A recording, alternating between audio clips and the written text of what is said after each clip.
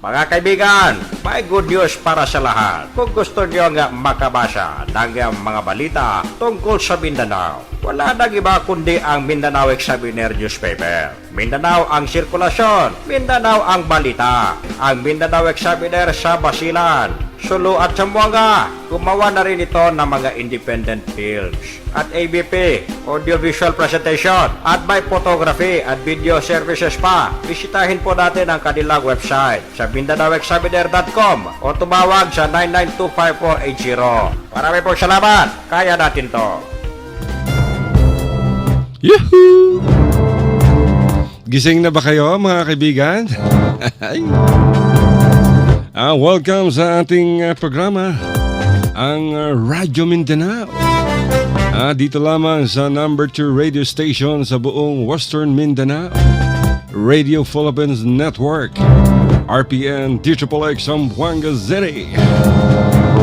1008 mga kaibigan sa inyong AM band. Kami lang ang nag-iisang number 2 na radio station. Dahil lahat ng mga radyo stasyon, AM man o FM, ay nagsasabing sila ang number 1. Kaya nagchichik-chikan sila sa taas.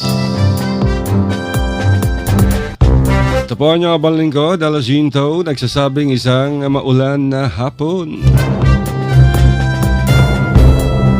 Assalamualaikum, Basilan, Sulu, Tawi-Tawi, Sabah, Malaysia, at ganoon din sa Central Mindanao. Nakikinig sila sa atin ngayon sa Maguindanao, North Cotabato. Inaabot tayo sa General Santos City, Kidapawan, Coronadal, Tagum, Digos, Panabo, Davao City, Samal Island, at maraming iba pa sa Eastern Mindanao. Pakalakas ng aming broadcast mga kaibigan. Pati sa Tuguegarao City, sa Cagayan Province, napapakinggan tayo ngayon dahil sa Shortwave Radio 2. So good afternoon dyan sa Jesus Miracle Crusade. Nakikinig daw sila ngayon. Alas 12 pa lang nagte-text na at nakatune in sila. Napakinggan nila yung mga pinatugtog ni Kuya Bert. Kahit kakapiraso na lang dahil sa blackout. Kahapon nagsasalita tayo. Nako, nag-blackout din. Grabe. Ano kaya dahilan ng blackout? Wala naman tayong shortage sa kuryente ngayon. Ang problema lang ay yung technical side ng Zamboanga City Electric Cooperative. Ang Samselco ay bankrupt na bankrupt. Kaya ngayon ay pinupursige nila ang makakuha nang siyang magmamanage sa Samselco. Kahit na sino pa ilagay mo dyan, kung pareho-pareho pa rin ang nasa kaupo sa board, wala rin mangyayari. Ang kailangan dyan, political will. Mabuti na lamang ngayon. At si Mrs. Ann ang siyang in charge sa koleksyon. At maganda raw ang koleksyon ng Samselco dahil kay Ann. So kudos, congratulations kay Ann.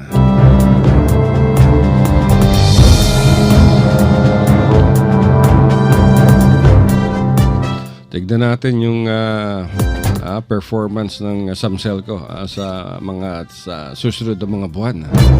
At magkakaroon daw ng increase ang kuryente. Effective November hanggang sa susunod na taon may increase. Pahirap na naman yung mga kaibigan sa ating mga kababayan.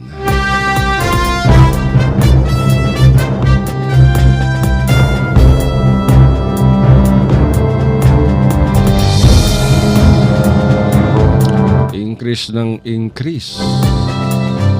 Hindi naman tumataas sa mga sweldo.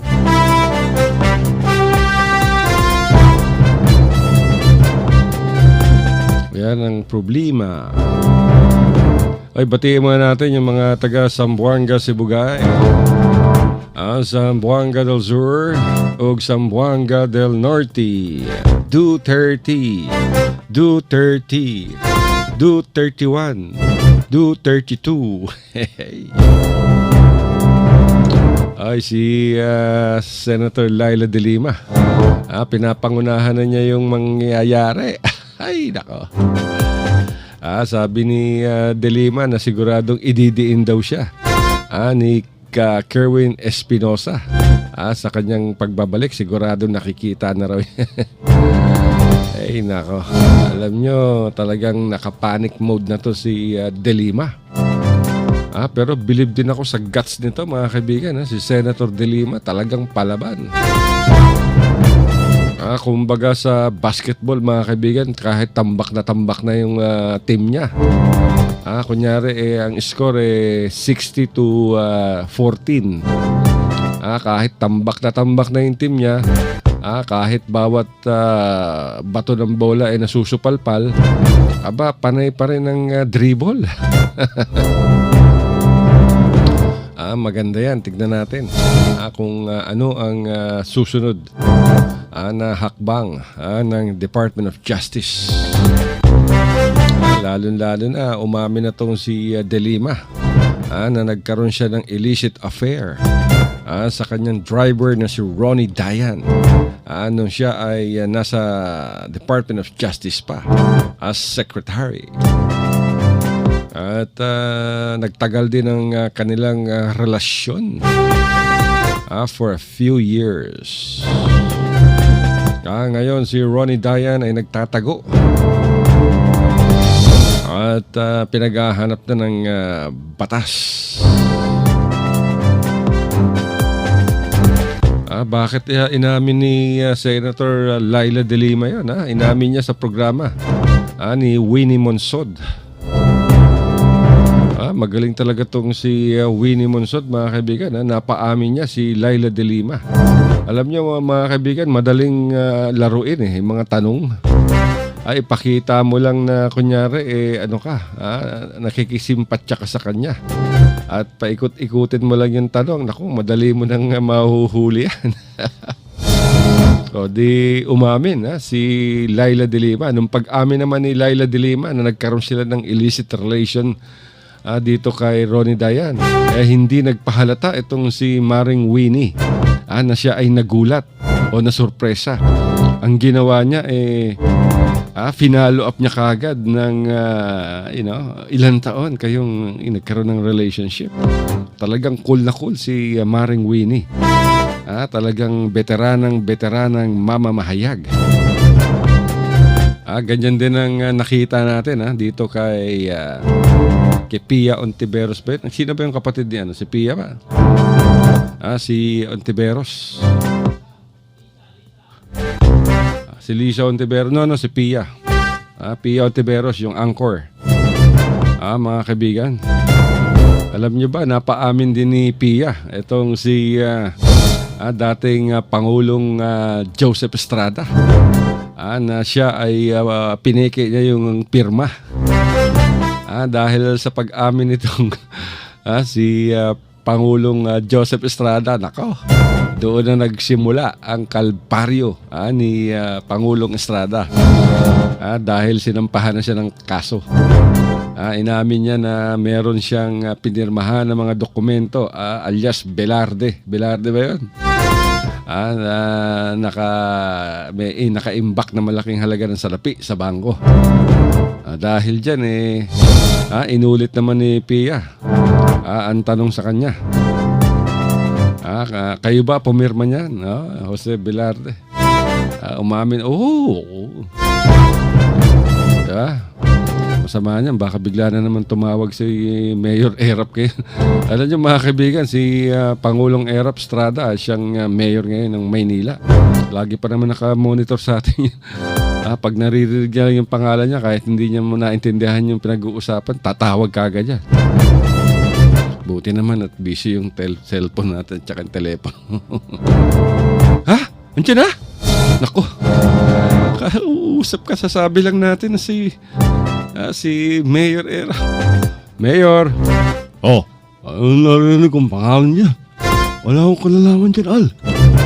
Ikaw talaga masyado kang yellow journalism. Hindi naman, Mayor. Sabi ko lang yung pag-amin ninyo ng Velarde account doon. Wala pong ibig sabihin yan, Mayor. Ganun ba? Sige. I love you, Al. Okay, thank you po, Mayor. Lahat sa inyo, I love you rin. Salamat, Mayor. Sabi ko sa inyo, mga kaibigan. Basta marinig lang ni Mayor yung pangalan niya. Pero paborito ko yan, si Mayor Erap. Maliit pa ako, pinanonood ko na yung mga pelikula niyan. Imagine, laging naka long sleeves. Tapos naka standing collar pang, kapal nung kwelyo. Siguro mga 4 inches pa yung mga kwelyo noon. Ang lagi niyang papel, di ba? Si Asyong Salonga. Nakikipag-sapakan dyan sa pier. Sa North Harbor tsaka sa South Harbor. Minsan nagkasama pa sila ni madalas sila magkasama ni FPJ. Si Fernando Po Jr. At pag Erap na palabas, nako. Kaya idol ko to, si Mayor Erap. Siyempre, at saka si FPJ. Kaya nga si FPJ, mga kaibigan, nung tumakbo siya sa bilang Pangulo, talagang siya ang nagwagi. Dinaya lamang siya nung nakaupo. Itong sa panahon nitong si Gloria Arroyo. Nadaya itong si FPJ. Imagine, talagang mahal na mga tao si Fernando Po Jr. Sa mga pelikula niya, ako pinapalakpakan. Lalo na pag nakakasuntok siya ng sunod-sunod, di ba? Pinapalakpakan siya ng mga tao. Kaya lang, madalas magalit yung mga tao. Kunyari, pag nasusuntok naman si Fernando po, nagagalit yung mga nanonood. Bakit daw sinuntok yung kanilang idol? Kaya sayang si FPJ. Napakabait pa naman yan, mga kaibigan. Anyway, mapunta naman tayo sa lalawigan ng Sulu. Pinalaya na ng, ito mga kaibigan, kinumpirma ng Western Mindanao Command na pinalaya na ng mga rebelding Abu Sayyaf ang isang 42 anyos na ama na kanilang dinukot sa Zamboanga, Sibugay Province, dyan sa bayan ng Payao. At hindi pa mabatid kung magkanong ransom ang ibinayad ng pamilya ni Elmer Romok para sa kanyang kalayaan. Alam nyo, mga kaibigan, itong si Elmer Romok, pati yung kanyang asawang si Nora at yung kanilang anak na lalaki na 8 taong gulang ay dinukot. Dinukot sila nung Agosto. At pinasok yung kanilang bahay dyan sa Barangay Kulisap sa bayan ng Payao noong August 5. At itinaka sila patungo sa lalawigan ng Sulu, na kung saan sila ay binihag. Yung kanyang asawang si Nora, 44 anyos at isang negosyante, ay unang pinalaya, mga kaibigan, ng Abu Sayyaf bago matapos ang buwan ng Agosto. Pero hinawakan nila itong si Elmer Romok at yung kanyang anak na si Rickson. Pinalaya yung babae upang makapangalap ng pambayad ng ransom. At matapos yan, mga kaibigan, ngayong itong Nobyembre 14 ay pinakawalan ng Abu Sayyaf itong si Elmer Romok. At sumakay ito sa barko mula dyan sa bayan ng Hulo. At dumating sa Zamboanga noong 15 nitong buwan, na kung saan ay sinalubong siya ng kanyang asawang si Nora. At siyempre kasama ni Nora ang ilang mga kaanak at pulisya, miyembro ng anti-kidnapping group na siyang nakamonitor dito sa kaso. At dinala to, mga kaibigan, si Romok sa tanggapan ng anti-kidnapping group ng Philippine National Police na kung saan ay isinailalim to sa isang medical examination at kinuna ng pahayag. Pero ang masakit dito mga kaibigan, pinalaya ng Abu Sayyaf itong si Elmer Romok. Pero yung kanyang anak na 8 taong gulang ay bihag pa rin ng Abu Sayyaf. Ito ay upang makasigurong magbabayad ng ransom itong si Elmer at si Nora upang makuha o mabawi ang kanilang anak. Grabe, no? Nakakalungkot mga kaibigan. Pati yung bata nadadamay.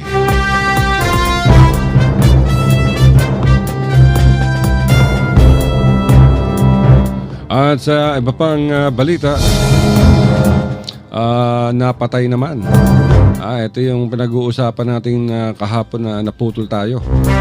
Napatay itong si Muhammad Nur Hassan na sinasabing isang bomber matapos na makipagsagupaan ito sa militar dyan sa bayan ng Matalam sa North Cotabato. Ayon sa 6th Infantry Division ay natuntun ng mga tropa ng Philippine Army itong si Muhammad Nur Hassan dahil na rin sa mga impormasyon na ibinigay o ibinahagi ng ilang commanders ng Moro Islamic Liberation Front na siyang nagresulta sa kamatayan nitong si Muhammad Nur Hassan na sinasabing miyembro ng bangsa Moro Islamic Freedom Fighters at responsable sa mga serye ng iba't ibang pambobomba sa Mindanao.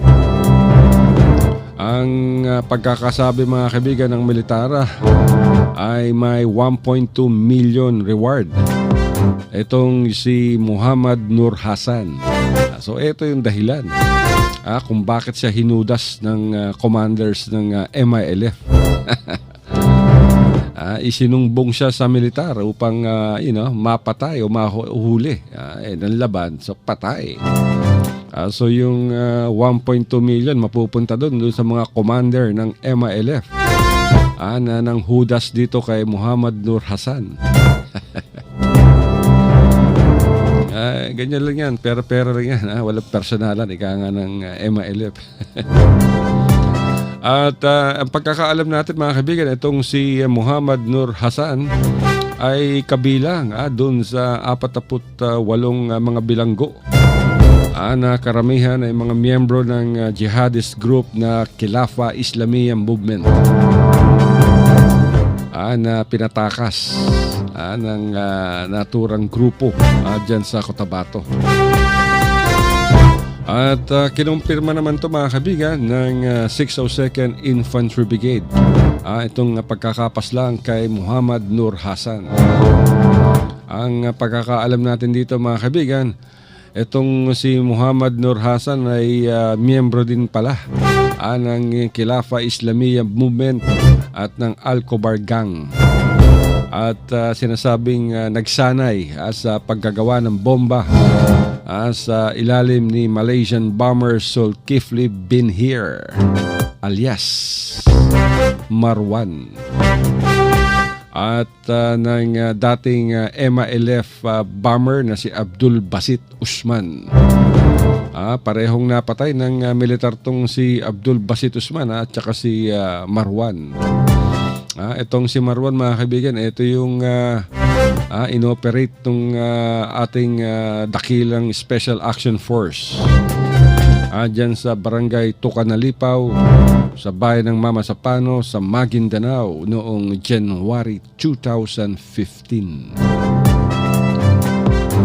Matapos na mapatay itong si Marwan, kinuyog naman, pinagtulungan mga kaibigan ng MILF at ng BIFF itong Special Action Force Commandos at napatay nila ang 44 na mga bayani ng Special Action Force. Hanggang ngayon ay humihingi pa rin ng hustisya ang pamilya nitong SAF 44. Sana makuhanan ng mga pamilya ng mga naulila itong hustisyang kanilang iniiyakan. Kaya nga nasabi nga ni Tatay Digong Duterte, pabubuksan niya muli itong kaso upang mabatid kung bakit walang ginawa itong si Pangulong Benigno Aquino. Ay napaka masalimuot niyan, mga kaibigan. Alam ni Pangulong Aquino na kinakatay na ng mga rebelde itong SAF 44, pero hindi niya napigilan. Dahil nagsimula yung bakbakan madaling araw pa lamang, mga alas 4. At nagtagal to hanggang kinahapunan, hanggang sa mapatay na lahat ng SAF 44. Akala ni Pangulong Benigno Aquino mahuhuli ng buhay itong si Marwan. Ng laban, di pinaril ng mga SAF. Dahil sa putok ng baril, na-alerto tuloy yung BIFF at MILF. Dahil itong si Marwan ay nagtatago sa kampo ng MILF sa barangay Tucanalipaw. Diyan yan sa Mama Sapano, sa magulong lalawigan ng Maguindanao. Sa akala ni Aquino na mahuhuli itong si Marwan, lumipad ng Zamboanga itong si Aquino at kunwari bibisita raw doon sa mga biktima ng pagsabog ng car bomb dyan sa Giwan. Ginawang palabas. Imagine, bibisita siya after 3 days ng pagsabog. Yung pala, akala niya mahuhuli itong si Marwan, hindi nagkaganon, nagkabulilyasohan. So yun ang nangyari. At hindi rin nakapagbigay ng tulong yung 6th Infantry Division dahil isinekreto ng commander ng SAF na si Getulio Napeñas ang naturang operasyon. Ngayon, nung na-corner na yung mga SAF 44, saka pa humingi ng tulong itong si Napeñas sa 6th Infantry Division. Padalhan sila ng reinforcement. Sagot ng 6th Infantry Division, hindi namin alam yan. Paano kami magpapadala? Hindi namin alam kung nasaan lugar yung mga tao mo. Ito sa kabila ng meron pang mga halos 300 Special Action Force na nasa highway ng Mama Sapano na naghihintay lamang ng order mula dito kay Getulio Napeñas. At itong si Getulio Napeñas ay nagbibigay ng report sa suspended na PNP chief na si Alan Purisima. At itong si Purisima at si Napeñas ay kumuha ng order dito kay Benigno to go on with the clandestine operation to capture Marwan. Ang laki ng reward ni Marwan, $5 million mula sa Amerika. Ayan yung reward for justice system. Nagka-problema. Hindi na iligtas ni Napeñas, mga kaibigan, yung kaawa-awang mga SAF commandos. Rumaradyo na yung SAF. Kailangan namin ng reinforcement. Wala na kami mga bala. Kinukuyog kami rito. Walang nagawa si Napeñas. Ang masakit dito, tumakbo pa sa pagkasenador. Buti na lamang natalo. Imagine ginamit niya pa yung issue ng SAF 44 sa kanyang pangangampanya. Kunyari, humihingi siya ng hustisya dahil sa kanya namatay yung SAF 44. Inutil talaga itong... Ayun ang malaking problema dyan, mga kaibigan. Yan ang storya. Ayaw na natin na ungkatin itong SAF 44 dahil masakit sa puso. Masakit sa kalooban ng bawat Pilipino ang nangyari sa kanila. Hindi lamang ang pamilya. Dahil kumalat din yung video. Meron pang video na nag-viral sa Facebook at saka sa YouTube. Doon pinapakita yung isang rebeldeng MILF. Tinutukan niya ng 45. Yung isang SAF komando. Habang sugatan na at hirap na. Kinuha niya ng video habang binabaril niya. Grabe. Tapos ngayon mga kaibigan ay nakikipag-usap ang pamahalaan sa MILF upang matigil na raw ang kaguluhan sa Mindanao. Pero may rebellion naman Yan ang sinabi ni Tatay Digong Duterte. Let's pause for a break mga kaibigan. Mga kaibigan, may good news para sa lahat. Kung gusto nyo nga makabasa ng mga balita tungkol sa Mindanao, wala nang iba kundi ang Mindanao Examiner newspaper. Mindanao ang sirkulasyon, Mindanao ang balita. Ang Mindanao Examiner sa Basilan, Sulu at Zamboanga. Gumawa na rin ito ng mga independent films at ABP, audiovisual presentation, at may photography at video services pa. Bisitahin po natin ang kanilang website sa MindanauExaminer.com o tumawag sa 9925480. Marami pong salamat. Kaya natin to. RPN Radio Philippines Network. Radyo Ronda. DXXX Zamboanga. Member, kapisanan ng mga broadcaster ng Pilipinas. Alas 12:30 sa buong kapuluan. At kayo nakikinig pa rin dito sa Radyo Mindanao.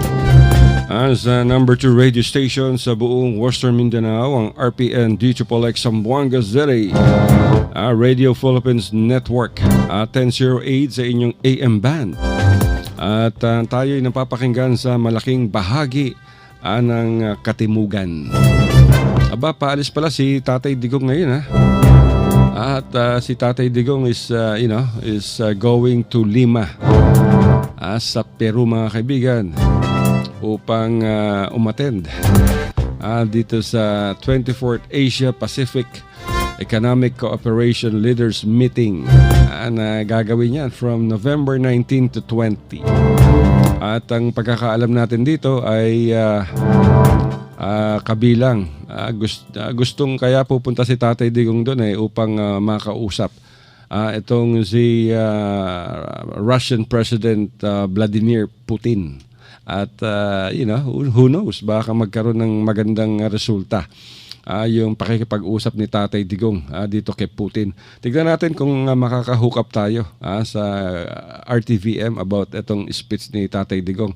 At kailangan mapakinggan natin at baka meron siyang mahalagang sasabihin. Pero napaka-importante nito dahil yung unang sabi ni Tatay Digong ay hindi siya dadalo sa APEC meeting. Pero in the end, nagbago ang isip Tatay Digong at pupunta na raw siya.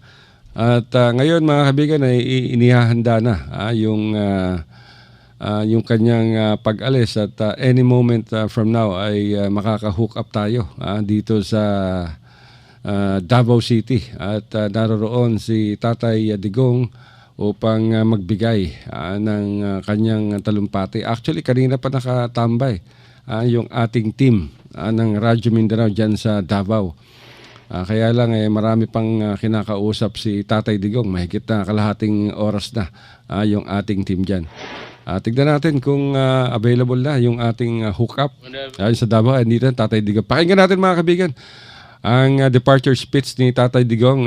He's on his way to the Asia Pacific Economic Cooperation Leaders Meeting in Lima, Peru, November 19 to 20. Let's hear. I hope that we will harvest something out of this trip.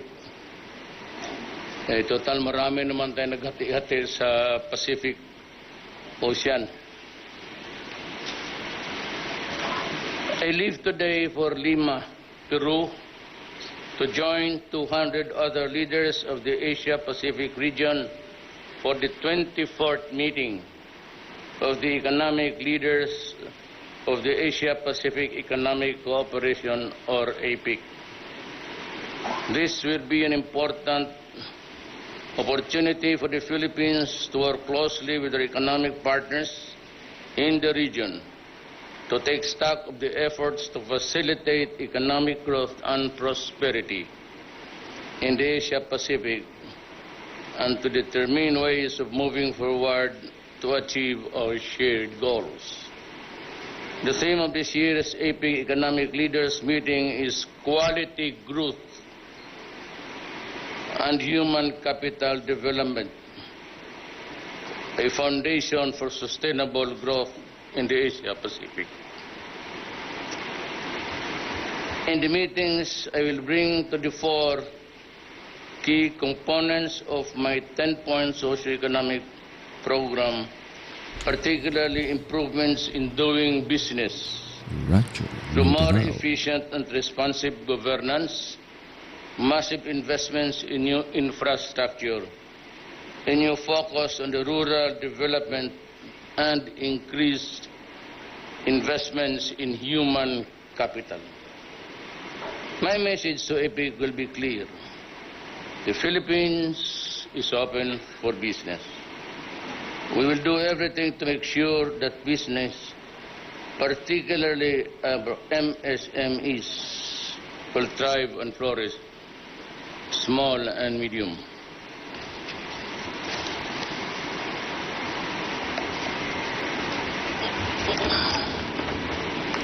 I will highlight government policy support as well as efforts to address corruption and criminality as building blocks of a strong and resilient economy aimed at inclusive and continued growth. As I have said before, your government is working very hard to make sure that our economy will finally take flight. I really hope so. Nasa runway lang tayo hanggang ngayon.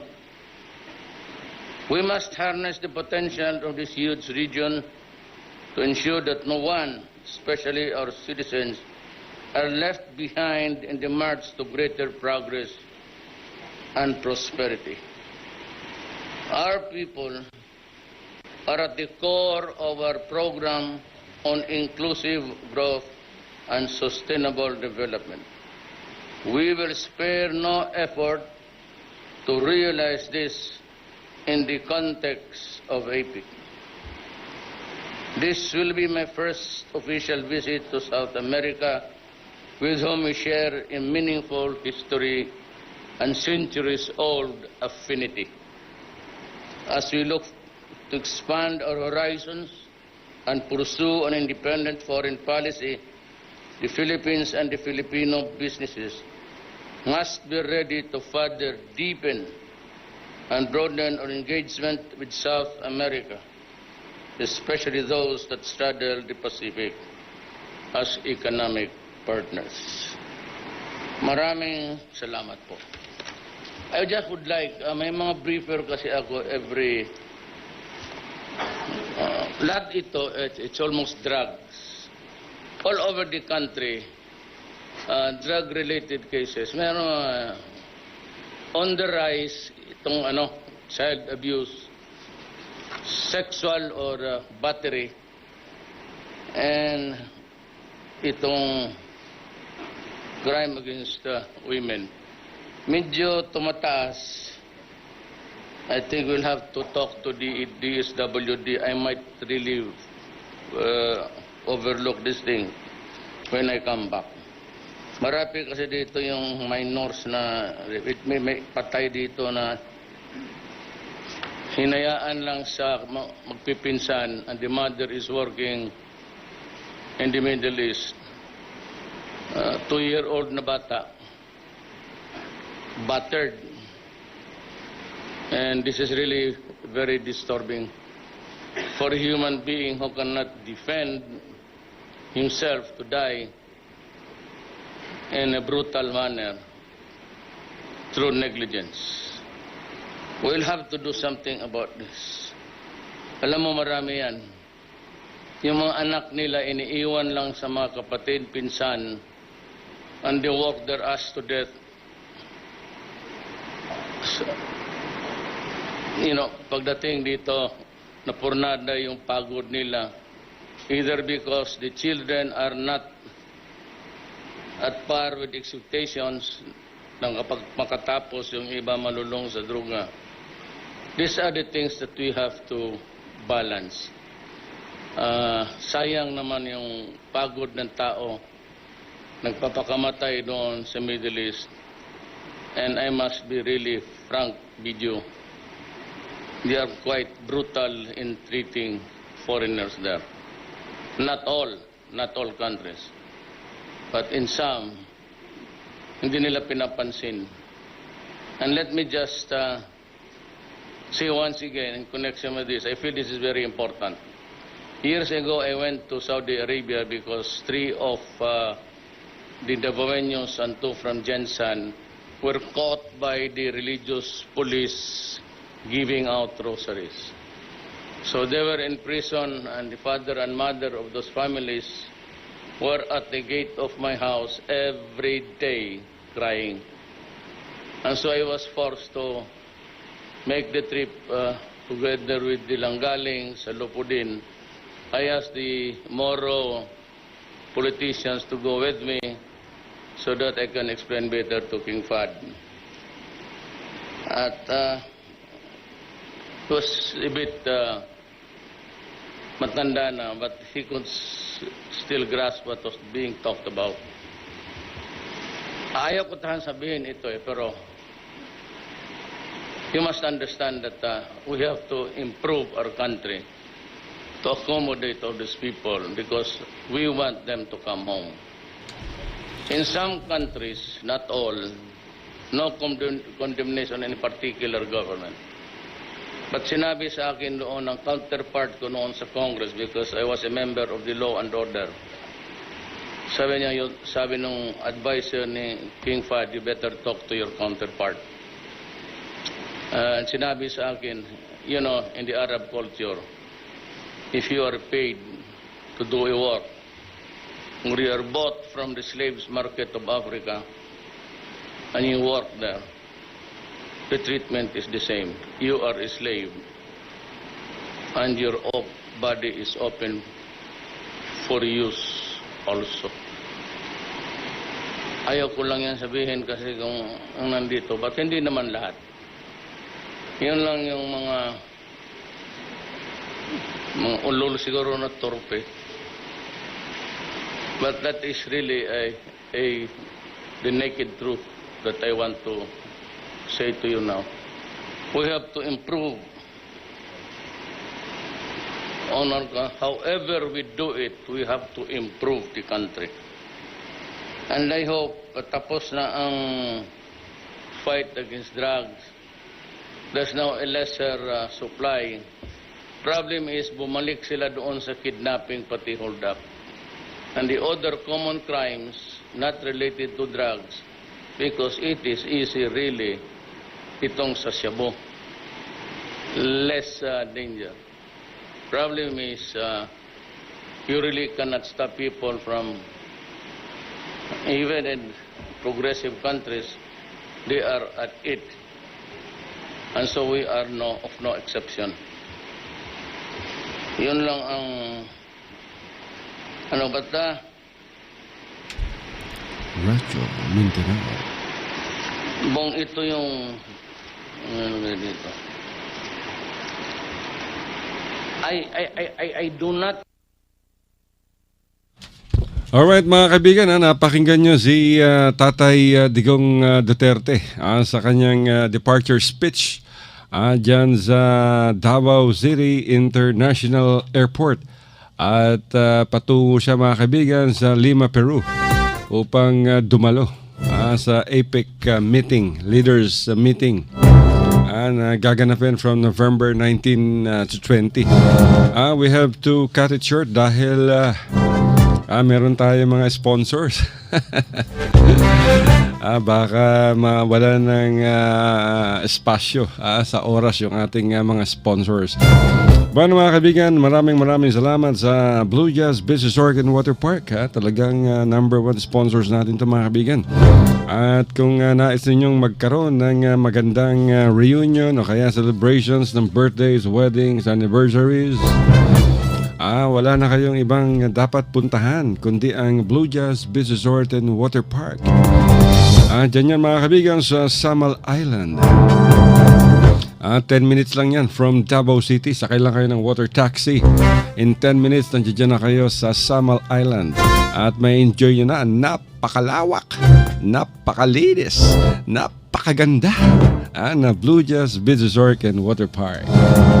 Maaari kayong tumawag sa 082-284-2000. Pwede nyo rin tayan sa loto yan. Ulitin natin ang kanilang telephone number kung gusto nyo mag-inquire o kaya magpa-booking ng kwarto kahit yung magbabarkada. Meron sila mga double decker, nako, 400 lamang, 500, 600, depende. Napakaganda ng amenities, napakalinis, world class quality ang kanilang serbisyo at awarded sila mga kaibigan ng Department of Tourism. Tawag na, napay naantay na. 082-284-2000. O kaya yung gusto nyong i-text sa cellphone o tawagan sa cellphone, yung may mga only call dyan, only text, all network. Tawagan nyo, i-text nyo sa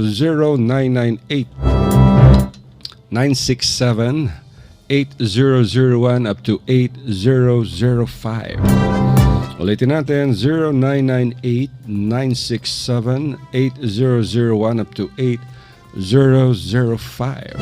At doon naman sa gustong maging chef, katulad ni Anthony Bourdain o kaya ni Chef Jean Gonzalez,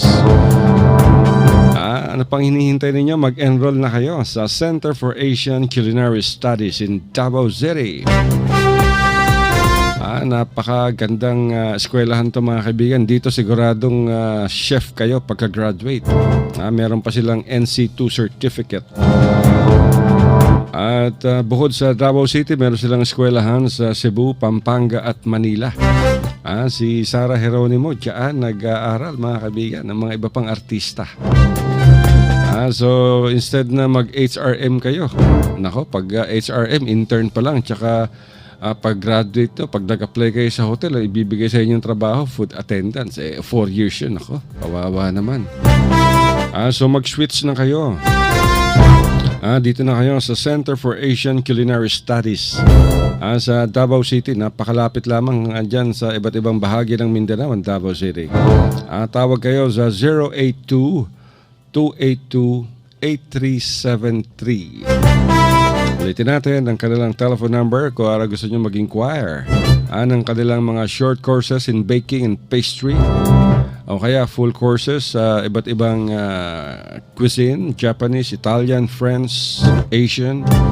You can call them at telephone number 082-282-8373. At syempre, maraming salamat din sa aming sponsors, ang Mindanao Examiner Regional Newspaper. Available yan mga kaibigan sa iba't ibang newspaper dealers, hindi lamang sa Zamboanga, Pagadian, Zamboanga Peninsula, hanggang Davao City. Napakalakas ng Mindanao Examiner Regional Newspaper. Pati 7-Eleven nagbebenta ng Mindanao Examiner Regional Newspaper. Ay, batiin natin yung taga-Sulu na nakikinig sa atin, yung sa Office of the Provincial Governor kay Sulu Governor Toto Tan. Yung kanyang chief photographer, si Al Francis Salinas. Wala na tayong oras. At patapos na. Mga kaibigan, hanggang sa susunod na bukas, maraming salamat po sa inyong pakikinig dito lamang sa Radyo Mindanao. Nag-iisa lamang dito sa Radio Philippines Network. Hanggang bukas, I love you. Ito po niyong banglingkod, Alusito, nagsasabing kain tayo. And let's rock and roll. I love you, mama. Chup chup.